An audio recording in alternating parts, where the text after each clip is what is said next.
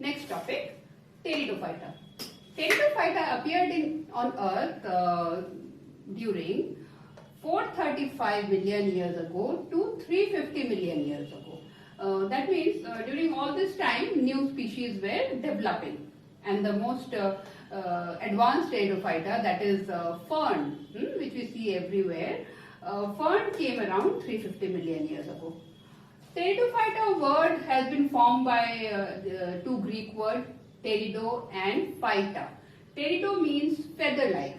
So as we know, the plant looks feather-like. So on that, the name, feather-like plant. They are the first land plants. In case of Bryophyta, we have seen that Bryophyta also grows on land. But we cannot consider Bryophyta as true plants because they do not have any vascular bundle. Here we see they have vascular bundle. Pteridophyta are the first plants to have vascular bundle. That means xylem and phloem.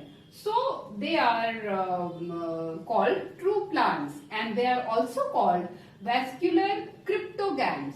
Vascular because they have xylem and phloem, and cryptogam because they do not produce flower.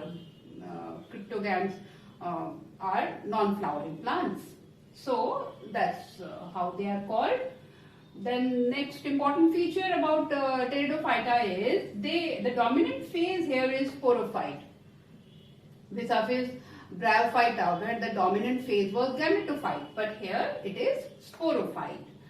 Here true root, stem and leaf are present, and they are called true because they have vascular bundle.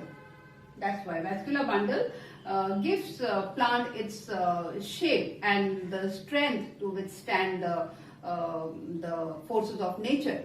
So that is what makes a true plant. So all these things are present in Pteridophyta. But seeds have not developed yet. They do not have seeds. They reproduce by spores.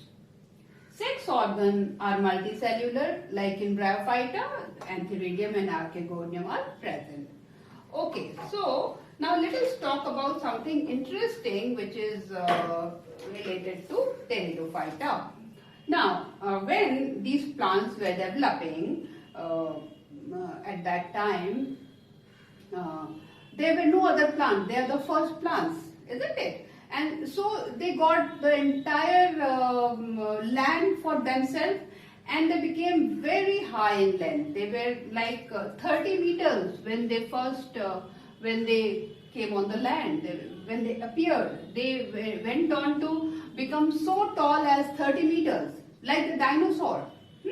Rather, if we equate them, then Pteridophyta can be compared to reptiles of the animal world, because they were the first plants to capture land, just like reptiles. Reptiles were the first animal to capture land. They were the first plants, and at that time, since there were no other thing, there were no other living creature on the land, they got the entire area for themselves and they proliferated. They became very large in size, and they are, for this feature only, they are also known as snakes of plant. Snakes of plant. They are like snakes of plant. Just a little knowledge. And what happened when they were growing so big? So many million years before, they were growing so big. At that time, this Paleozoic era was about to come to an end, and Mesozoic era was about to start. At that time, there was a mass extinction.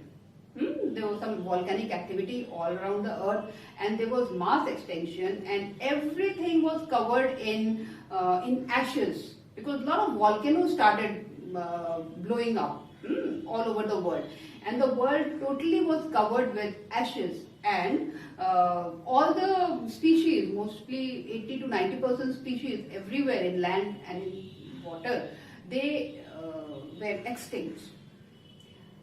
And after that, again there was rebirth, there was redevelopment, and again the world was filled up with new species, and the most prominent in animal was dinosaur.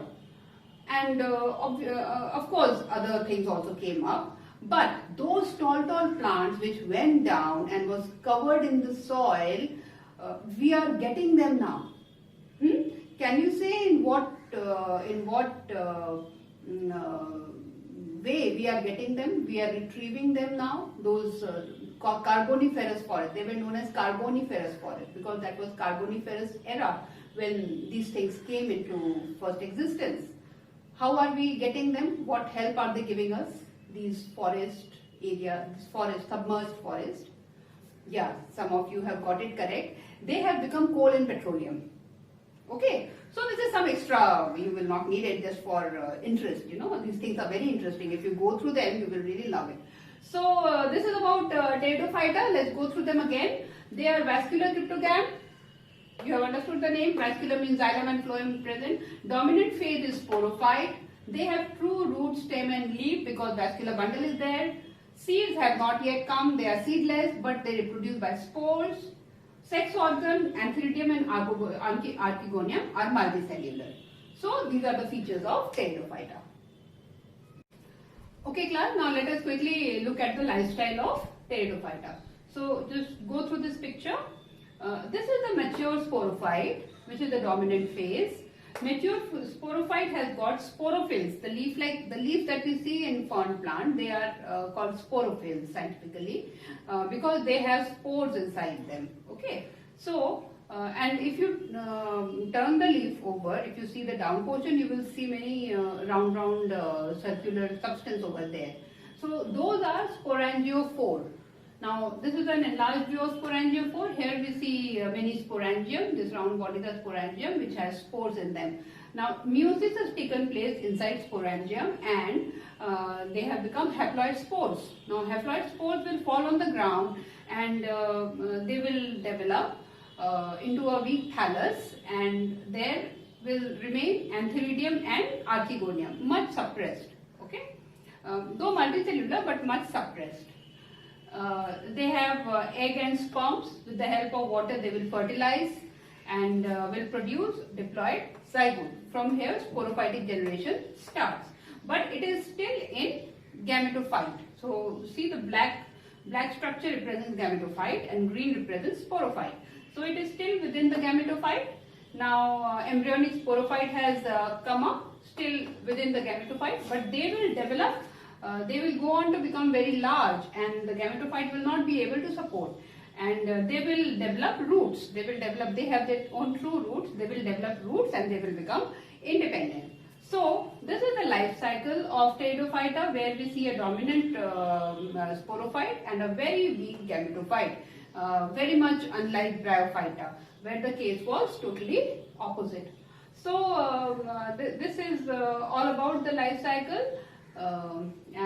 Here a few points that we have to keep in mind is what are the similarities and differences between Bryophyta and Pteridophyta, also Pteridophyta and Gymnosperm, because Pteridophyta comes in between Bryophyta and Gymnosperm in evolutionary line. So many a times we are asked questions about similarities and differences. So with Bryophyta, let us see what are the similarities.